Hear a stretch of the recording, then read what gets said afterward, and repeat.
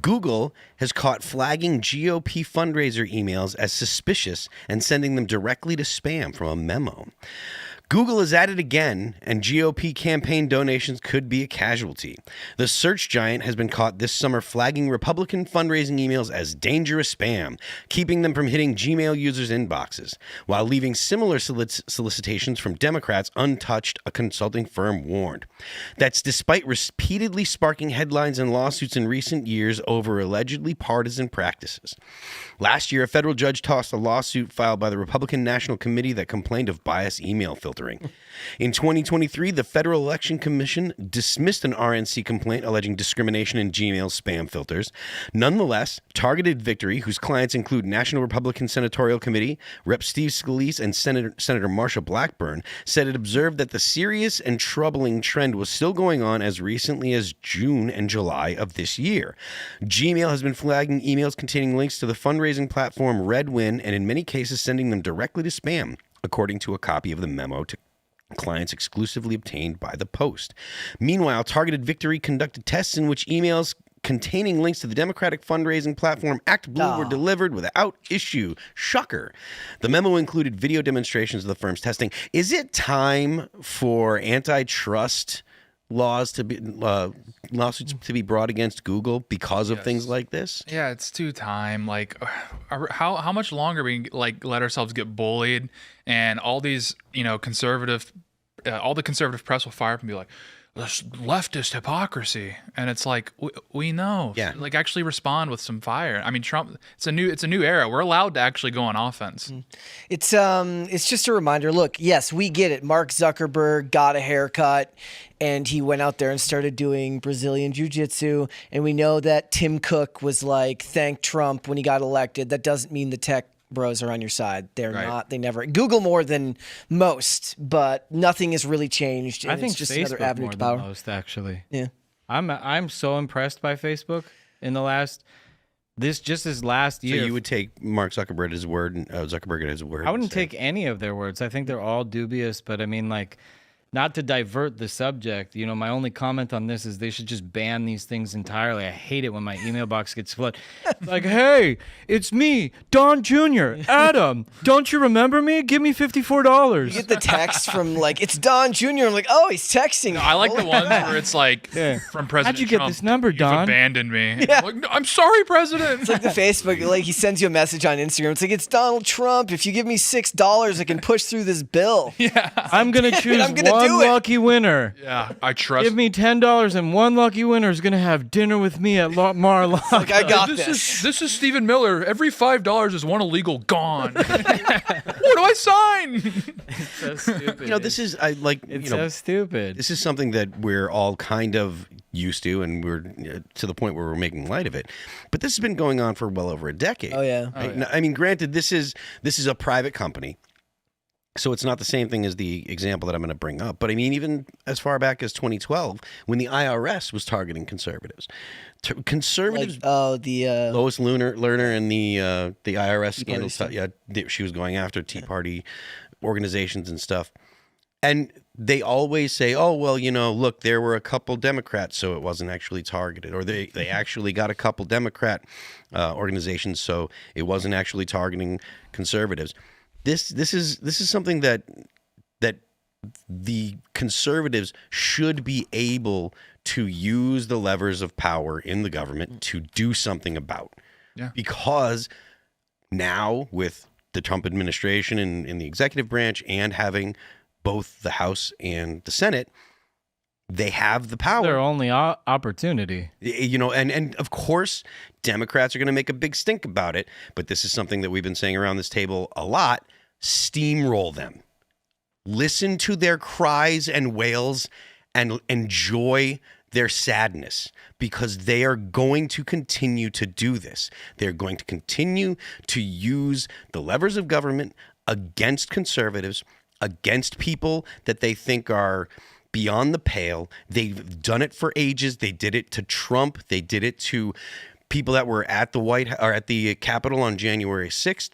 They said they were all it was an insurrection, etc. When it wasn't, they made all kinds of accusations. They went after Trump's lawyers. They went after, a whole slew of people. When Democrats get back in power, and eventually they will, They might not. I I don't like this whole thing where people are like, likely. I don't buy that, because I really think that 2028 is all about Bobby Kennedy, and nobody wants that. They're like, Democrats or JD Vance. I don't know, dude. This is like going to be one of those stories that people talk about all the time.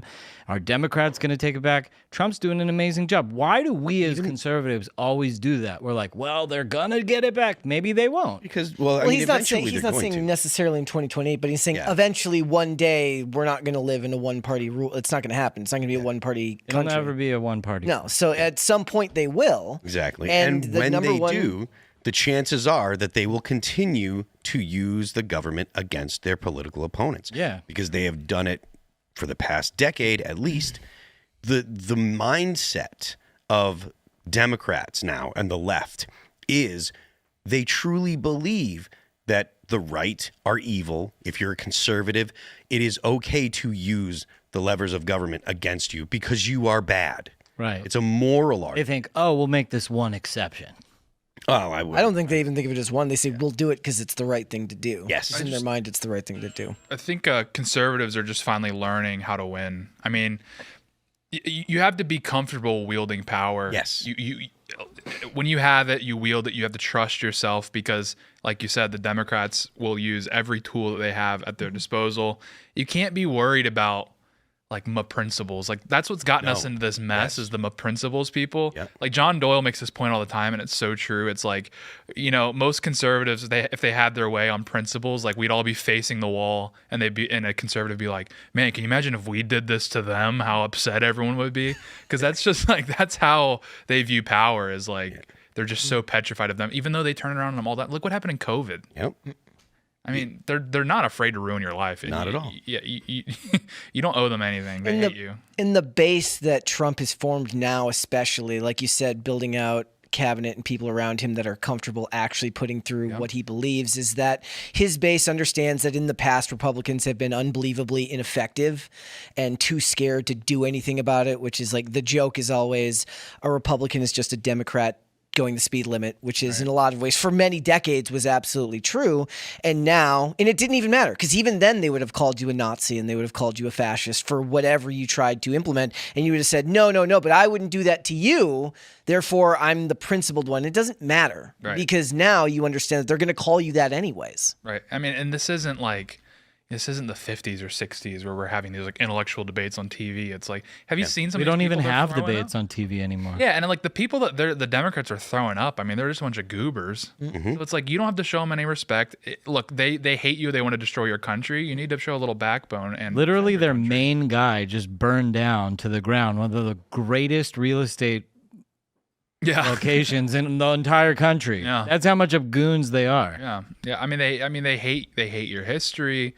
They hate everything about America. I mean, look at what they're doing with Mamdani in New York, who talks all the time about, the issues with this country and not issues as in these are the plights that the average everyday American is facing, but the issues that have plagued this country since its inception because it's bad to begin with. Yeah. I mean, he's not talking about like a bad bill. He's talking about like something that is intrinsic to American identity is evil and wrong. Yeah. The idea of individuals having property rights and having control over their own lives is abhorrent to them. It's just the idea of like white Christians existing like infuriates him beyond belief. You want to be able to shop where you want and not get shot? How dare you? How dare you? Yeah. So you guys think Mamdani's going to take it? Yes. Yeah, he's 80% in poly market. Yeah. He's a shoo-in at this. I mean, Cuomo is just like a total joke. I don't even know why people Slilwa? do what? Sliwa, no way. Sliwa? No. Oh, Sliwa's cooked. Yeah. I mean, I like him. He's a cool guy. But as far as like a politician, he's not great. He can't raise money. He has like weird. I won't get into his whole personal, but he has like some weird stuff going on. And then Adams is just like he's Eric Adams. Either Adams or Cuomo has to drop out. If one of them dropped out, it is still possible that they could win. They just want power, so But they're not. There's no indication that just- either of them are going to drop out. And it's like this is my Robert Schmatt. He's like a guy I follow on Twitter. He had made a great observation about the Cuomo versus Mamdani thing. Is what you're really seeing is 20th century New York versus 21st century New York. And it's like, okay, if you can, summon this war chest, if you can really build this war chest out to defeat Mamdani and get Cuomo in there, you're just delaying the inevitable by 4 years, because Cuomo's New York is gone. Like with that era that he came from, and that city that he came from is gone.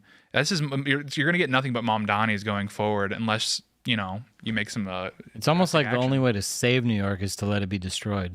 Well, you can't do that, because it's the unfortunate. What if you have thing- no power over it? What if it just? Well, the destroys unfortunate itself? thing is New York City is America in 10 years. Like New York City this is the way it's always been. It's our biggest city. It's our most important city. Like this isn't something you can screw up. Like if this was happening in St. Louis, I'd be like, okay, yeah, I mean, whatever. It's St. Louis. No disrespect to St. Louis, but New York City is America in many ways. It reflects all the best and worst qualities of the United States. And like I said, they're just 10 years ahead. Everything that happens there happens to the rest of the country 10 years later. So it's like, you can't just concede territory. This is the United States. We have the right to every inch of this land. We can't just give it up because You know how this happened? This happened because nobody paid attention to the Islamification of places like Minneapolis.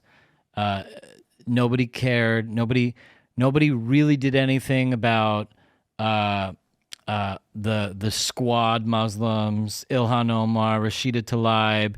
They were just like, oh, that's really bad. The Republican Party didn't field anybody qualified to replace them. They don't even attack them. Why is there not like a fair for the best candidate? Why do we do this to ourselves? Well, I mean, a lot of it is because of people were afraid to be called racist. Well, I'll give you an example. In California, there's this guy. What's his name? He's running for governor. The guy he's the Republican candidate, and he just poses in front of Auschwitz, and it's like that's what the Republicans are going to field. yeah. He posts in Auschwitz, and he says something like, "They won't."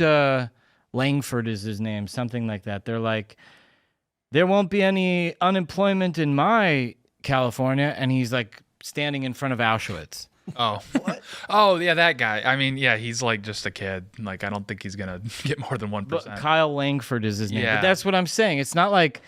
I'll give you another classic example.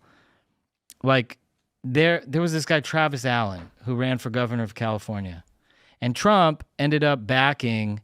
It's a real post. See, there you go. Trump ended up backing Cox for governor in California. Mm-hmm.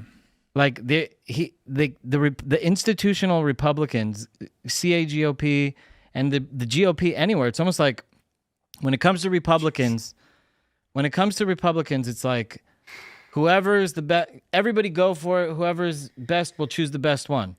Democrats, they will like groom people for years. Be like, okay, you're gonna run in 5 years in this race. And they know exactly where they're going. And it's like such strategy. And that just shows you how our ideas win amongst the public, because we have no strategy in all these races. You don't think they could have put anybody but Curtis Lilwa? This is the only time Republicans probably had a chance in New York. And the only one that they could get is Curtis Lilwa, and none of the Republicans even want to support him. So the party just like ignores the situation. They're like, I mean, the Republicans have been kind of ignoring New York for ages, right? Well, I mean, until recently, until Zeldin ran for governor, because Zeldin actually came within like 8 points, which in New York is fantastic. I think the national GOP that's not worth sinking money into. There's much more like New Jersey would be worth actually investing in, and they are. I mean, New York City, it's not going to happen, especially with Sliwa. I mean, they fielded Nicole Malliotakis a few years ago in the New York mayoral race, and she got stopped, and she's probably the best, at least name recognition wise, best candidate they've had for Republicans in a while. She might have actually fared decent in this race.